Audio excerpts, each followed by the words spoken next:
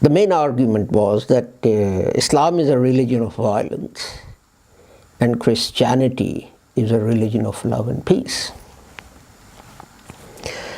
And I just wanted to share with you what I said in reply to that. And what I said was that I find it very strange that the religion of violence that you claim, that you allege, called Islam, didn't kill as many people in all its wars put together. And in fact, I said all religions other than Christianity, the number of people they killed in wars, if they're all added together, the number is less than the number of people killed by Christians in the Second World War. So I said I find this a very strange definition of a religion of love and peace.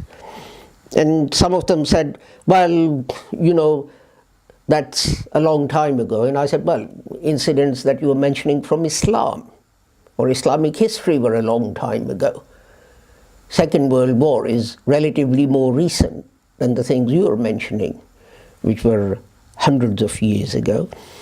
And I said, Buddhists must have been really impressed by the Christian version of love and harmony and peace when an atom bomb was dropped on Hiroshima.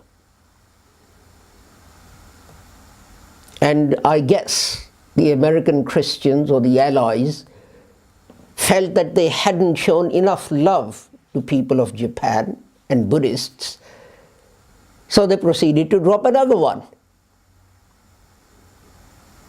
And then I said, of course, KKK love the black people so much that they don't want them to suffer any hardship in this life. Getting up in the morning, going to work, having to earn a living, moans from the wife, kids crying. So that love manifests in what way? By these gentlemen putting on a white garb, a cloak, taking the black person out into the wilderness, tying him to a cross, and burning him alive. Now you see, he's saved from a lifetime of misery and struggle and so on. And then I said, well, what about the IRA and the Ulster Defence Army? They were both Christians and they were killing each other. There was a huge bomb in the city where loads of innocent people were killed. And I said, what about the English kings? We hear much about Henry VIII and Elizabeth I and so on, but what we don't hear is the fact that they confiscated all Roman Catholic lands and they burned Roman Catholics, particularly the clergy, alive in public on cross. So when people, particularly Christians or even any other religion or Jews, accuse Islam of being violent, we should remember to show them a mirror and see, have a look in there and see what you can see. And it's interesting that suddenly Hitler is now no longer a Christian. When I mentioned that Hitler was a Christian and he killed so many Jews, I was told, no, he wasn't a Christian. Well, the thing is, he called himself a Christian, so what gives you the right 70 years later to say he's not a Christian? When Hitler was gassing the Jews, the Iranian ambassador in Paris was issuing false passports to Jews living in Paris and France saying they are Iranian citizens who come to France to study to enable them to get out of Nazi-ruled lands. I think he issued something like 10,000 false Iranian passports. When Christians were gassing Jews, this is what Muslims were doing. There were other Muslims. We had the equivalent of Schindler's List in Libya, where a man went and informed Jews living in Libya the Germans proposed to kill them, and he helped them escape from Libya. The king of Morocco, when Nazis went to him and said, we want a list of Jews in your country, he said, there are no Jews. And they said, what do you mean? Everyone living in your countries, in Morocco, in your countries, is a Muslim? He said, I don't know. He said, I don't know. Why should I bother with their religion? What's it got to do with me? They obey the state law, they're loyal to the state. So why should I bother with whether they're Muslims or Christians or Jews? I don't know. They're all Moroccans as far as I'm concerned. There are no Jews, there are no Muslims in my country. And he saved the lives of all the Jews living in Morocco. But these things sometimes I feel are deliberately suppressed to put Islam in a bad light. Something that astounded everyone on this Christian blog was this, that when Christians were burning alive Jews in Spain and in Portugal,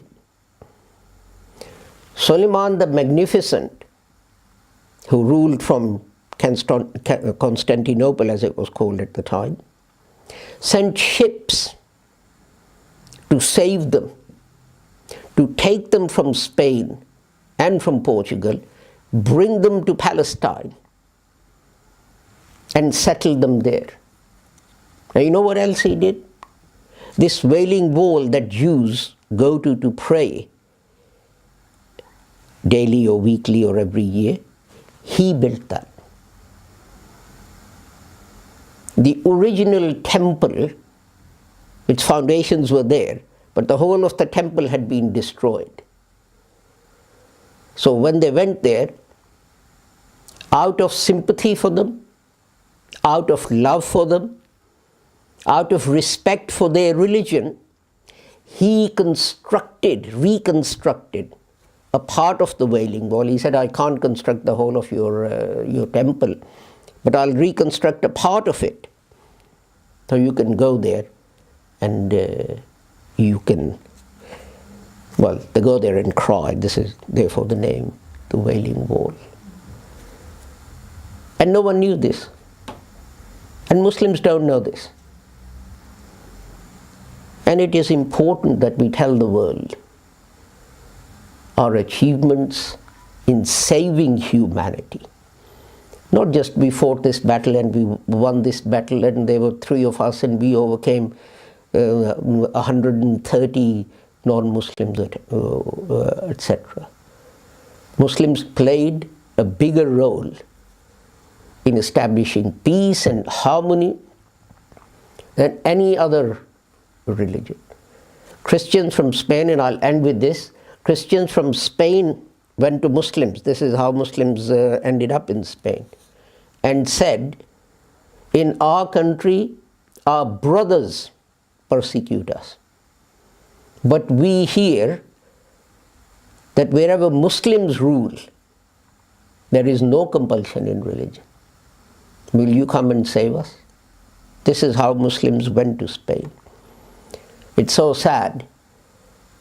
It is so sad that now, in Muslim majority countries, people have to escape to the West for exactly the same reason, that their own brothers persecute them for believing their religion, whatever it might be.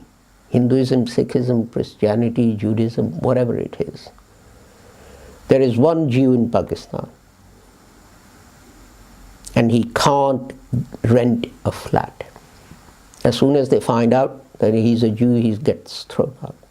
He's literally living in the streets. But I admire his faith, that he says, persecute me, but I will not give up my faith.